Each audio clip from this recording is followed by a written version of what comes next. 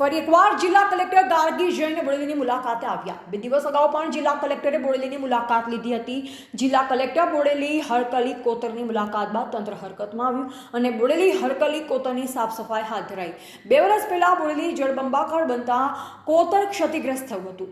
Drainage ચોકઅપ થવાથી વિસ્તારમાં અસહ્ય ગંદકીનું સામ્રાજ્ય ફૂલ્યું ફાલ્યું હતું। 2 વર્ષ પહેલા ચોમાસામાં લોકોના ઘરોમાં કમર સુધીના પાણી ભરાઈ જતા લોકોની હાલત કફોડી બની।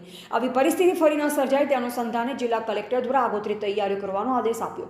આજે બોડેલી હરખલી કોતરની સાફ સફાઈ હાથ ધરાતા કામગીરીનું નિરીક્ષણ કરવા પણ કલેક્ટર ગાર્ગી જૈન પહોંચ્યા। ટીવીટી ન્યૂઝ નેટવર્ક સાથે રિપોર્ટર ઝાહિર સૈયદ, બોડેલી, છોટાઉદેપુર। આજથી હરખલી કોતર જે બોડેલીમાં છે ત્યાંની સફાઈની કામગીરી શરૂ થઈ છે। અત્યારે 5-6 જેસીબી અને 8-10 ટ્રેક્ટર જેટલા કામ કરે છે। કાલથી જેટીથી પણ અંડરગ્રાઉન્ડ ડ્રેનેજ જે છે એની કામગીરી શરૂ થશે અને અમારી જે પ્લાનિંગ છે આ 4 દિવસમાં આખા હરખલી કોતર સાફ થશે, જેનાથી જે મોન્સૂનમાં ડ્રેનેજની પ્રોબ્લેમ આવે છે નહીં આવશે એની પ્લાનિંગ છે। એના માટે ગ્રામ પંચાયતના પૂરા સહયોગ છે અને જે જિલ્લા વહીવટી તંત્ર છે એના પણ પૂરા સહયોગ છે।